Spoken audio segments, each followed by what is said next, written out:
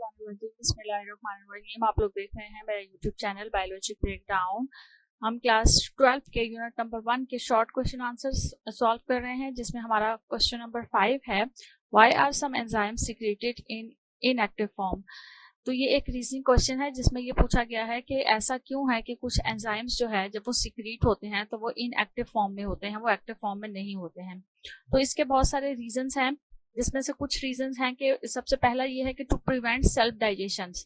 अगर ये inactive form में नहीं होंगे, एक्टिव फॉर्म में होंगे, तो ये सेल्फ डाइजेशन स्टार्ट कर देंगे। जिस जगह पर ये मौजूद होंगे, यहाँ जहां पर ये एक्टिवेट होंगे, उसी जगह को ये जो है वो डाइजेस्ट करना शुरू कर देंगे, क्योंकि उन एंजाइम्स का काम डाइजेशन या जो भी काम होगा वो अपना फंक्शन जो है वो ऑटोमेटिकली स्टार्ट कर देंगे, जबकि उस काम की वहां पर अभी जरूरत नहीं होगी। जैसे कि डाइजेस्टिव एंजाइम्स हैं, जैसे पेप्सिन है, ट्रिप्सिन है, ये ब्रेक डाउन करते हैं protein. They were active inside the cells और glands that produce them and they could digest the cells owns protein. अगर ये एक्टिव फॉर्म में होंगे सेल के अंदर या ग्लैंड्स में, तो ये प्रोड्यूस करना शुरू कर देंगे, इनकी प्रोडक्शन शुरू हो जाएगी and they could digest the cells on protein. और सेल की जो अपनी प्रोटीन होगी उसकी जो है वो डाइजेशन स्टार्ट हो जाएगी, कर देंगे, लीडिंग टू सेल डैमेज और टिश्यू डिस्ट्रक्शन, जिसकी वजह से क्या होगा, सेल डैमेज हो जाएगा और टिश्यू भी जो है वो सारे डिस्ट्रक्ट हो जाएंगे, डैमेज हो जाएंगे।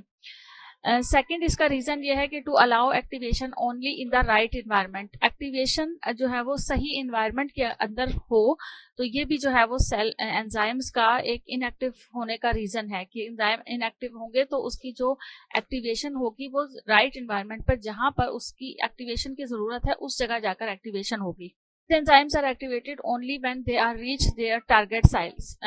जब ये एंजाइम उस टाइम पर एक्टिवेट होते हैं जब ये अपने टारगेट साइट पर पहुंचते हैं, सच एज दैट स्टमक और स्मॉल इंटेस्टाइन, जैसे कि स्टमक और स्मॉल इंटेस्टाइन जहां पर प्रोटीन ने डाइजेस्ट होना होता है, उस जगह पर जाकर ये एंजाइम्स जो है वो एक्टिवेट होते हैं। इसके एग्जांपल में हम ये लिख सकते हैं कि pepsinogen is secreted by chief cell.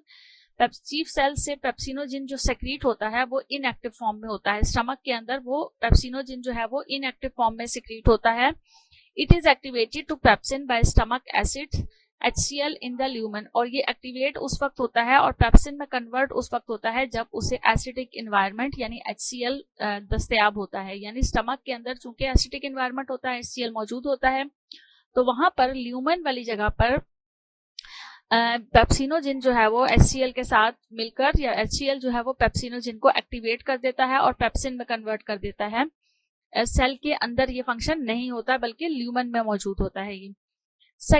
Third इसका जो रीजन है वो ये है कि कंट्रोल्ड एक्टिवेशन इंश्योर स्पेसिफिसिटी।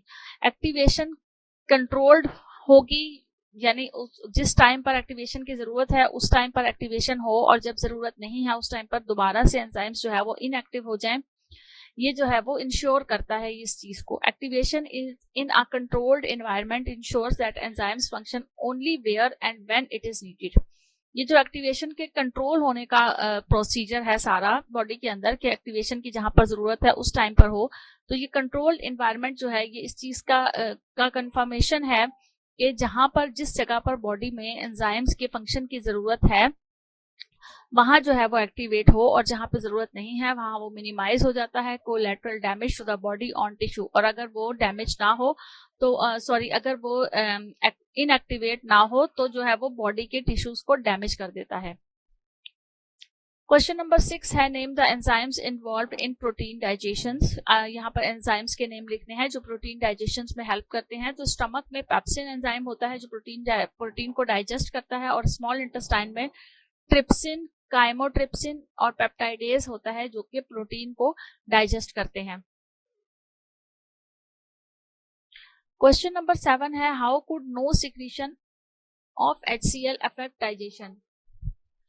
कैसे जो है वो इस क्वेश्चन का क्या मतलब है कि how could no secretion of HCl affect digestion. अगर HCl की सिक्रीशन ना हो तो डाइजेशन के ऊपर उसका क्या असर होगा। तो अभी हमने अपने पिछले लास्ट वाले क्वेश्चन में ये चीज हमने समझी है कि पेप्सिन को जो है वो सबसे मेन चीज जो है वो HCl जो है वो पेप्सिनोजिन को एक्टिव करके पेप्सिन में कन्वर्ट करता है। तो इसका पहला रीजन हम यही लिखेंगे कि पेप्सिन स्टे इनएक्टिव, यानी पेप्सिन जो है वो इनएक्टिव रहेगा HCl अगर मौजूद नहीं होगा। तो व्हाट वी कैन राइट, हम क्या लिखेंगे, कि HCl is needed to turn pepsinogen into pepsin which digest protein. HCl बहुत जरूरी है पेप्सिनोजिन को पेप्सिन में कन्वर्ट करने के लिए, एक्टिव करने के लिए, ताकि प्रोटीन की डाइजेशन या जो है वो डाइजेशन हो सके. Without HCl protein digestion is poor. और HCl के बगैर प्रोटीन की जो डाइजेशन है वो नहीं. हम ये लिखेंगे कि HCl ना अगर नहीं होगा HCl तो उस पर डाइजेशन का क्या असर, डाइजेशन का उसके ना होने से क्या असर होगा. तो वीक एसिडिक एनवायरनमेंट, यानी जो एनवायरनमेंट है वो वीक हो जाएगा. The acidic pH helps breaks down food and kills harmful bacteria. Acidic pH जो है वो क्या करती है स्टमक के अंदर, उसका फंक्शन ये होता है कि वो फूड की ब्रेक डाउन करती है और साथ साथ जो भी हार्मफुल बैक्टीरिया कुछ फूड के साथ शामिल होकर आ जाते हैं स्टमक में, उनको जो है वो किल कर देती है.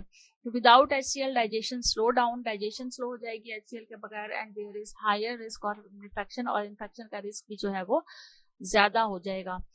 थर्ड इसका रीजन ये होगा कि poor vitamin B12 absorption. HCl help release intrinsic factors needed to absorb vitamin B12. HCl जो है वो हेल्प करता है, ये जो एसिडिक एनवायरनमेंट है ये हेल्प करता है कि विटामिन B12 जो है वो सही तरह से एब्जॉर्ब हो सके.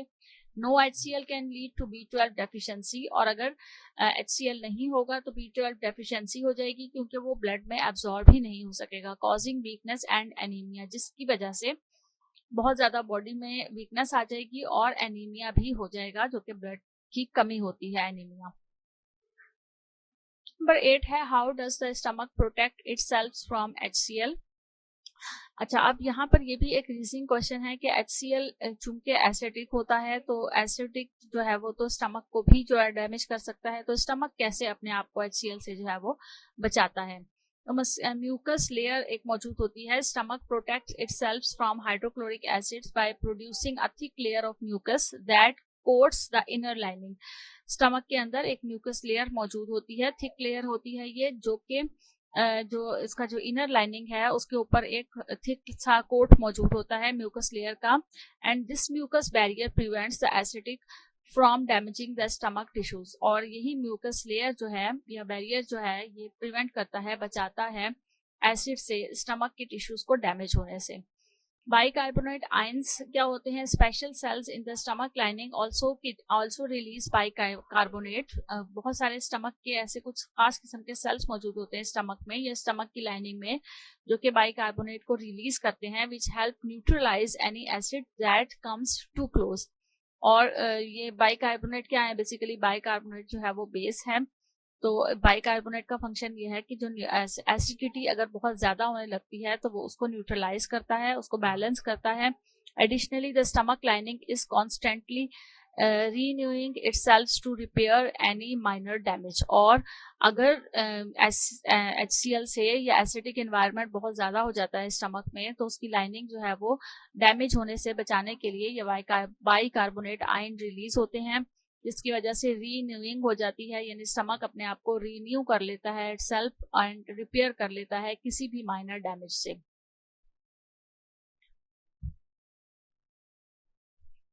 क्वेश्चन नंबर 9 है why are villi present in the intestine but not the stomach. Villi जो है वो इंटेस्टाइन में क्यों मौजूद होते हैं, स्टमक में क्यों मौजूद नहीं होते हैं? ये बहुत इंपॉर्टेंट रीजनिंग क्वेश्चन है. Villi are present in the intestine but not in the stomach because their main job is to absorb nutrient. Villi जो है वो किसका पार्ट है? इंटेस्टाइन का पार्ट है, स्मॉल इंटेस्टाइन में मौजूद होते हैं. हमने इसका पहले भी जो है वो जिक्र किया हुआ है, पढ़ा हुआ है. तो विलाई जो कि स्मॉल इंटेस्टाइन में मौजूद होते हैं, यहाँ वो पूछ ये रहे हैं कि वो स्टमक में क्यों मौजूद नहीं होते हैं. इसलिए क्योंकि उनका जो मेन काम है न्यूट्रिएंट को एब्जॉर्ब करना वो इंटेस्टाइन में होता है, और स्टमक के अंदर जो है वो बेसिकली फूड की ब्रेक डाउन हो रही होती है, which happens in the small intestine not into the stomach. तो ये सारा कुछ जो एब्जॉर्प्शन ऑफ न्यूट्रिएंट है वो स्मॉल इंटेस्टाइन में होती है, स्टमक में नहीं होती है. The stomach's main function is to break down food using acid and enzymes. और स्टमक का जो मेन फंक्शन है जो कि अभी हमने पढ़ा वो क्या था कि एंजाइम्स और एसिड को इस्तेमाल करते हुए फूड की ब्रेक डाउन होना. Not to absorb nutrient absorb करना स्टमक का काम नहीं. Main function is to break down food using acid and enzymes. Stomach का जो मेन फंक्शन है, जो मेन काम है वो ये है कि एंजाइम्स और एसिड की मौजूदगी में फूड की ब्रेकडाउन, फूड को छोटे छोटे हिस्सों में डिवाइड करना। स्टमक का काम ये नहीं है कि वहां पर न्यूट्रिएंट जो है वो एब्जॉर्ब हो। तो in contrast the small intestine is where most digestion is completed, जबकि स्मॉल इंटेस्टाइन में जो डाइजेशन है वो मुकम्मल होने के बाद फूड वहां पहुंचता है और फूड के अंदर के जो न्यूट्रिएंट्स होते हैं वो एब्जॉर्ब हो जाते हैं ब्लड में। तो villi are tiny finger like structures that increase the surface area.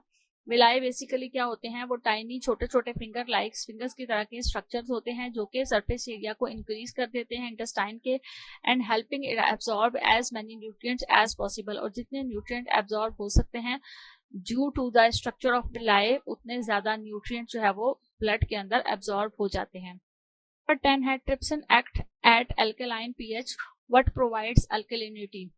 Trypsin जो है वो अल्कलाइन पीएच के ऊपर काम करता है, जैसे कि पेप्सिनोजिन या पेप्सिन जो है वो एसिडिक मीडियम में काम करता है। बिल्कुल इसी तरह से यहाँ वो ये कह रहे हैं कि ट्रिप्सिन एंजाइम्स जो है वो अल्कलाइन पीएच के ऊपर अल्कलाइन मीडियम में काम करता है, बट प्रोवाइड अल्कलिनिटी। और उसे क्या चीज अल्कलिनिटी जो है वो प्रोवाइड करती है, यानी उस जो मीडियम उसे चाहिए होता है अल्कलाइन मीडियम, बेसिक मीडियम, वो उसे कौन सी चीज उसे प्रोवाइड करती है। तो alkalinity is provide by bicarbonate ions which are released by the pancreas into the small intestine.